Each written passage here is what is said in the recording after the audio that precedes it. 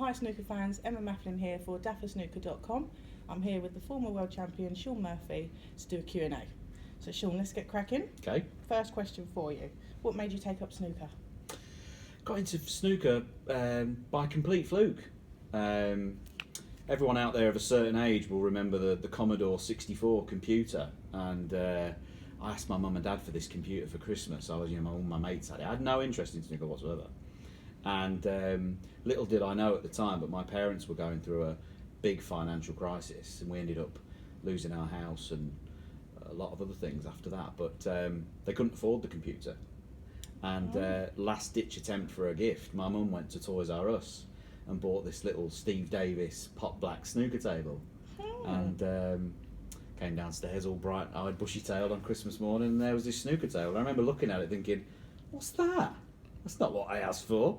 But I just got involved in it and pretty much straight away loved it. There's pictures of me, and my mum's got them, from that day where I'm knocking a few balls around, and yeah, I treasure those memories, it's quite special. How old was you? 8. 8? Yeah. And so it would have been sort of around 89, 90, around that sort of time, and I was just hooked by it straight away. I think there's more pictures on Boxing Day where I just wasn't interested in anything else. We had family around and all the rest of it, and there was me on this table, and eventually it became a 6-foot table and stuff like that. And I never forget, I had this one 6-foot table in my bedroom, and we couldn't afford a proper one with pockets. We bought this one second hand off this guy we were doing some work for, and my mum found a small fitted sheet.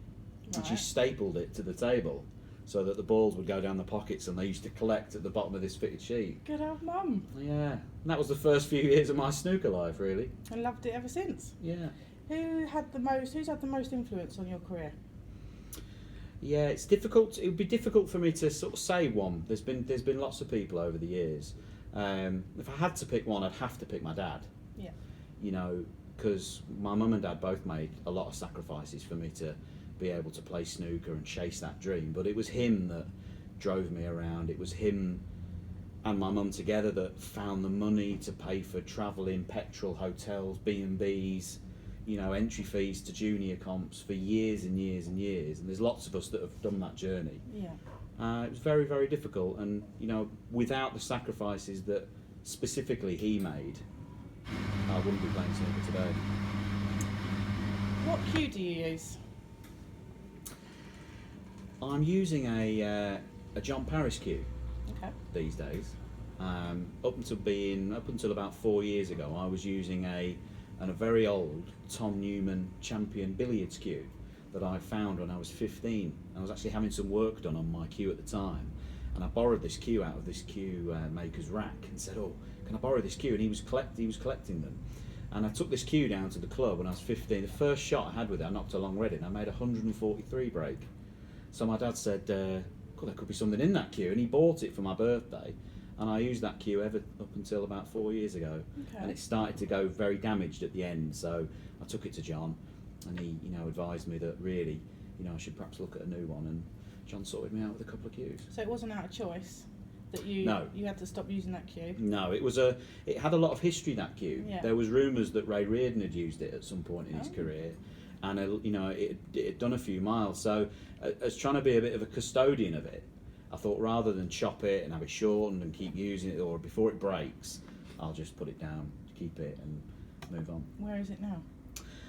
I gave it to a friend of mine who... You didn't keep it? Well, he's not going to sell it. No. And, hopefully not. No, don't sell it. No longer friends with you. But yeah, he was a guy, John. He was a guy who, in my later years as a late amateur and early pro, he took me under his wing. He was like my second dad, and he took me all around the country. He came to all my big matches, supported, followed, spent time away with me when I needed to go somewhere, and spent away from his kids and wife. And he would be someone else on the list of people who supported me. So took the cue round to him. I just said, you can have this cue. That's nice of you, Shaun. Yeah. What tip do you use? Have you changed tips in the past few years? Or? I fiddled with tips, over the time. I like to sort of try things out. I had dreams of, got my own YouTube channel, so I got my dreams of becoming a bit of a product reviewer, and there's a few big golf review channels that I watch a lot because I'm mad into my golf. So I thought, I might try that, but it's just the time element. So I've got loads of stuff at home, all these newfangled tips and chalks to try and review, equipment, cues, the lot, but it's just finding the time to do it. At the minute, I'm using a Sentry tip from a guy in Sheffield. Okay. And I'm very excited about it because he claims to be able to reproduce exactly the type of firmness of tip that you like every time. Once you discover whether you're a 1 or 2 or 3 or 4, which are his grades, he claims that you can have that same type every time. You don't have to worry about playing the tip in; it's just ready to go. And if that's true, it's a game changer. Okay. Who for you do you think's the toughest player on tour to beat? Yeah, I mean, it's a tough question, but yeah, I mean, it's got to be Ronnie, hasn't it? I think. With everything that goes into playing Ronnie, you're playing the most naturally gifted player. I think when we all play our best, he is the best player. Of course, there's the crowd element to playing him. It's a big moment playing Ronnie, and that's before you talk about how good he is. How great he is at potting and break building. His safety plays, defensive, all of these things. I think by quite a long way, he's the hardest player to play. Fair enough. Who are you pally with on tour? Yeah, my best mate on tour would be Mark Allen. Contrary to social media, we have a bit of fun on social media. You do. People think we don't get on, but we definitely do. We're very close, and we like nothing more than a bit of banter on Twitter and giving it to each other. But we're very close, and the minute I'm out of an event, I'm looking for him to do well. Oh, he's a good bloke. Favourite venue? What's your favourite venue? Yeah, I hate myself for saying it because it's just such an obvious answer, but it is the Crucible. I desperately hope that the World Championships never leaves the Crucible Theatre. Great atmosphere. It is a great atmosphere. It's very special. It's so small. It's so intimate. It's steeped in history. I do have a sneaky feeling that it might leave the Crucible at some stage in the future. In this world we live in of commercial reality and money and corporate hospitality and sponsorships, it's our biggest event, and if we were in a 5,000 seater arena, I think we'd still sell it out. Yeah. Because it's the World Championships. Yeah. I know China are constantly pressurising Barry to have the tournament over in China. You hear these rumours of them building replica arenas but 3 times the size and this, that and the other, and it's hard to say that it's hard to promise that it will never leave the Crucible. I know we've just re-signed a 10-year deal to keep it there last year. They announced that at the big 40th year celebrations that we had last year, and it's fantastic, but who's to say where it's going to go after that? I don't know. Have to wait and see. Yeah. Shaun, what do you do to relax yourself away from snooker? Have you got any? Yeah, I'm mad keen into golf. Yeah. Are you any good? I'm all right. Yeah, I play to best I can.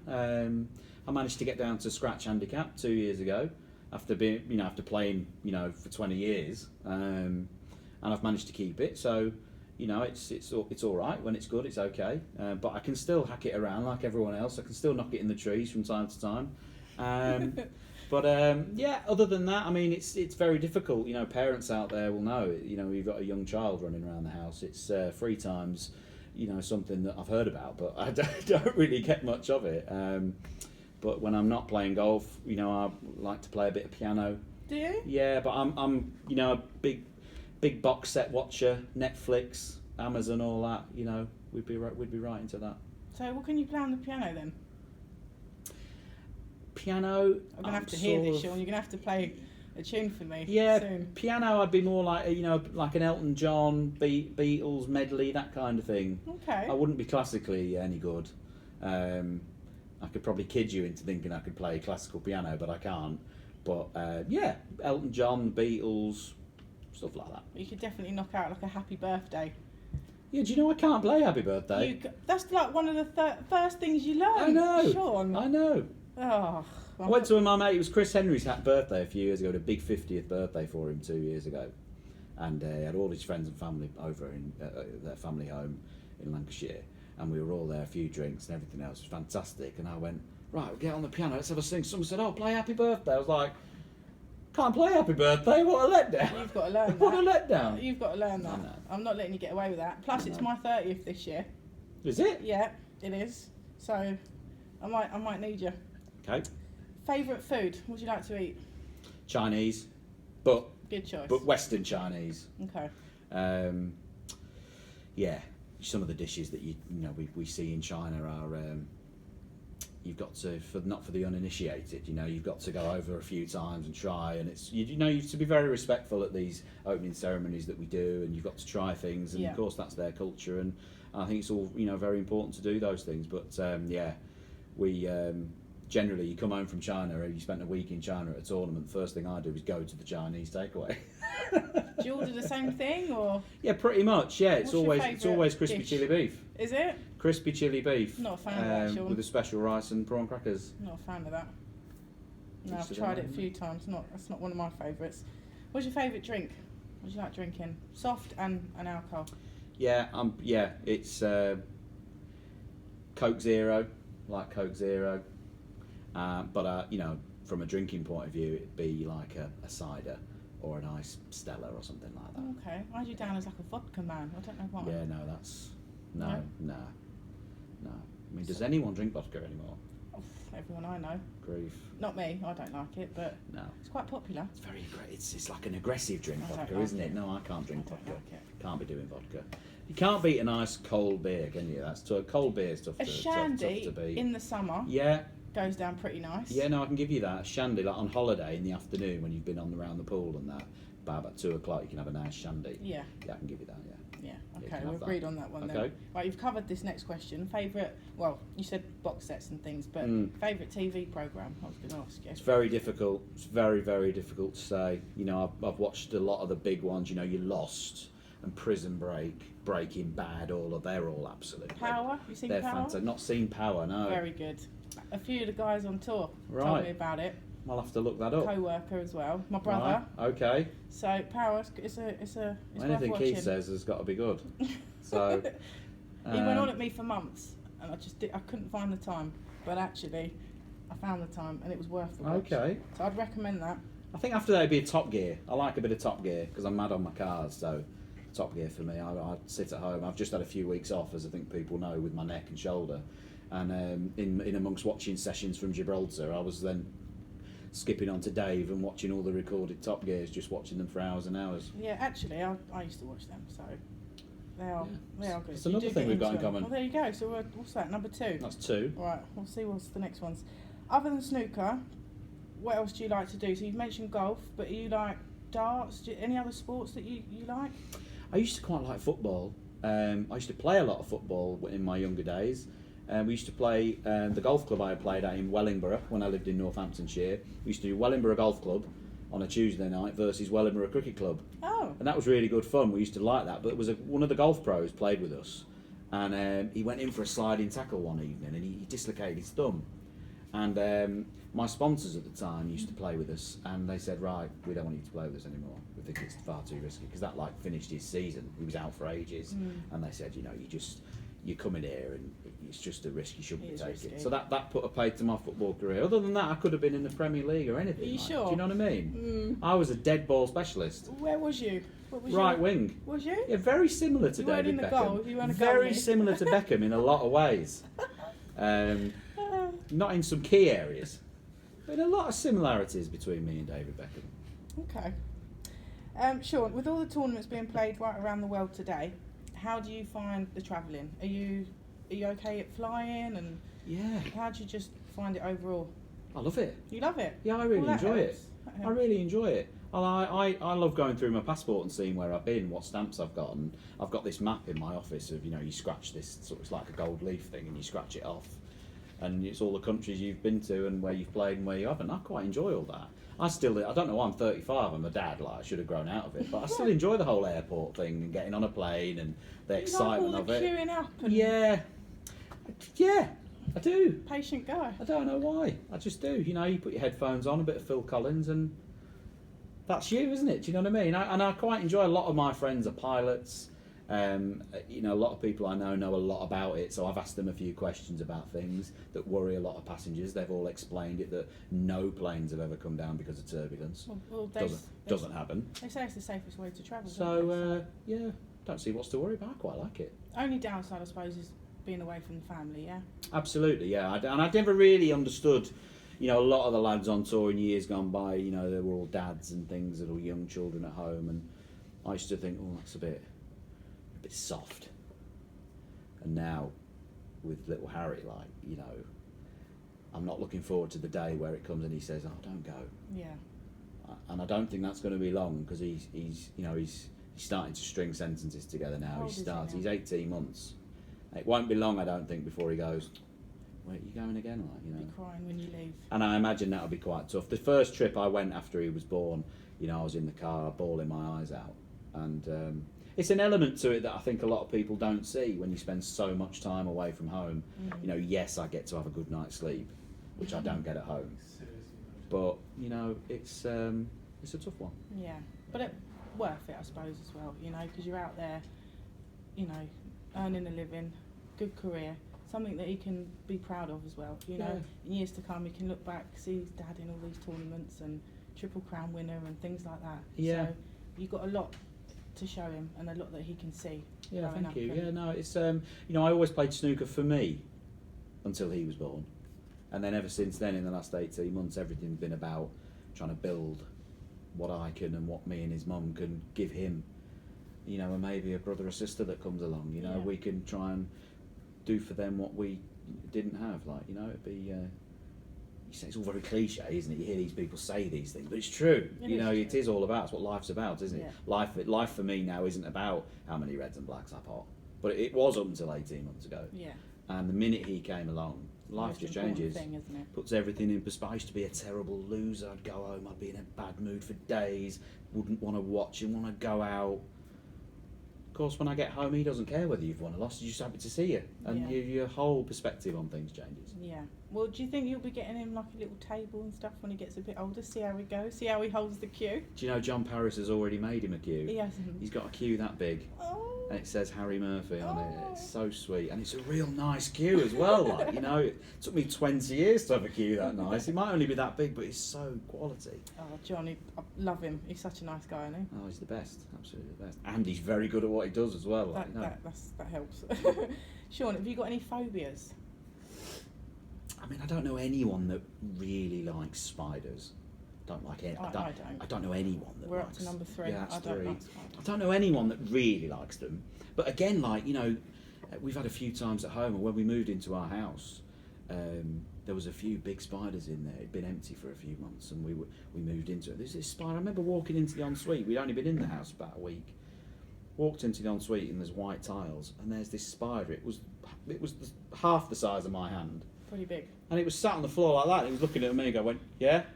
What? Like, what? It's got a tattoo on its leg and all sorts, this spider. It was massive. We found 2 or 3 of these spiders in the first few weeks. They were huge. And it tests your man points.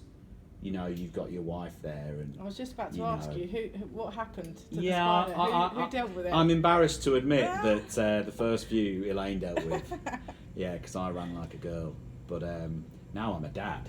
Yeah, but I guarantee I'm you now just to the rescue. No, you get rid of the small ones and you leave Elaine to the big ones, don't you? That could be true. Shaun, if you had a superhero power, yes, what would it be and why? Great question.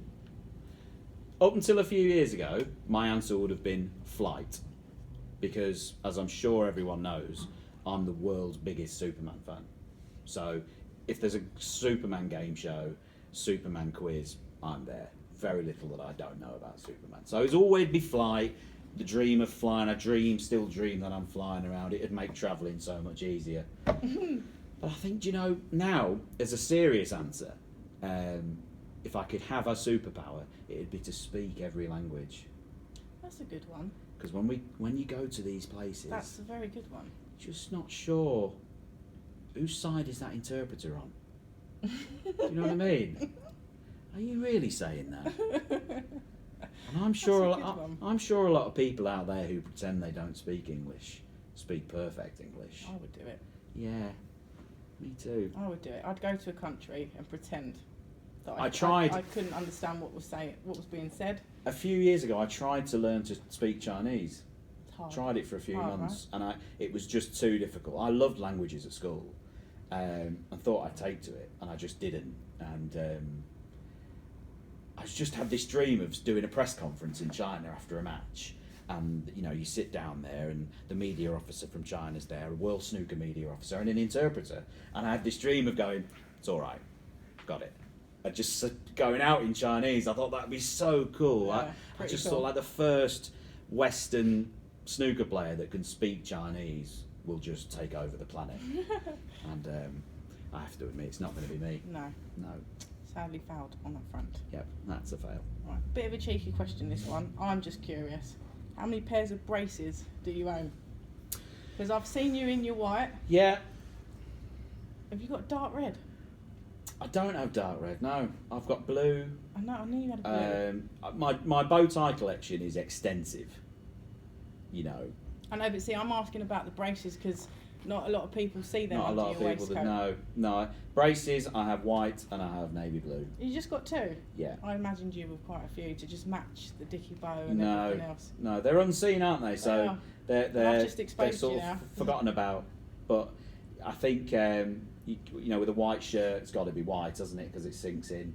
Of course, when you bend over, sometimes they peek out the side of your waistcoat. Do they? Yeah, sometimes, yeah. Are they actually comfortable, Shaun?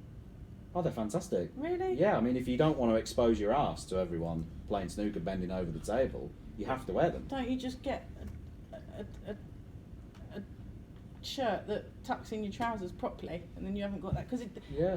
I watch snooker all the I time. think it's a massive problem don't in see- snooker, isn't it? It's a massive problem. People bending over the table, you can always see what boxes they've got on. It happens a lot. Shirts coming out, refs having to tell players to tuck their shirts in. What I would say, it never happened in the 80s. You watch any 80s snooker, 90s snooker, the players seem to take a bit more care of themselves in the way they dressed back in those days. There seemed to be a little bit more pride taken about the way they appeared. Well, maybe it's just the way fashion is now. Everything's like tight and fitted and a little bit more. Yeah. It's curious though, isn't it? Because it doesn't fit a lot of players. They're always tucking their shirts in and being told, and I agree with you, but it's not what we see. Constantly seeing people with, their cheeks hanging out, and it's not what I want to watch. We're never going to see yours, are we, Shaun? No, you're never going to see mine because I've got the braces and the shirt stays, and the shirt stays do what they say on the tin. Sorry, I had to ask that question for me. And yeah, right.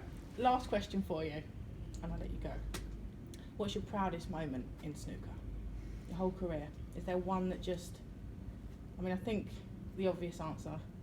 Well, I'll let you answer it, but. It was It's very easy for me to say, winning the World Championship in 2005, but it's not. Okay. The proudest moment for me was winning the Masters. Okay. In 2015, because it took me 3 years after winning the Worlds to win the UK. Yeah.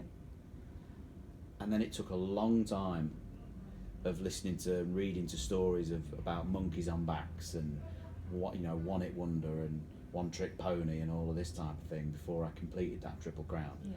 Going to the Masters every year. This could be the year, this could be it, it could be it. No. And keep going round that merry-go-round and to finally be able to get off and go, do you know what, that's done. You've done it. Obviously, everyone wants to win every week. I'd love to win majors and more majors and all the rest of it. But the truth is that if I never win another event in my life, no one can take that set away from me. Correct. And so winning the Masters for me was the most special moment of my career so far. Brilliant. Well, Shaun, thanks very much for your time. Thank you, no problem. All the best, and I'll catch up with you soon. Thank you. Thank Cheers, you. then. Thank you.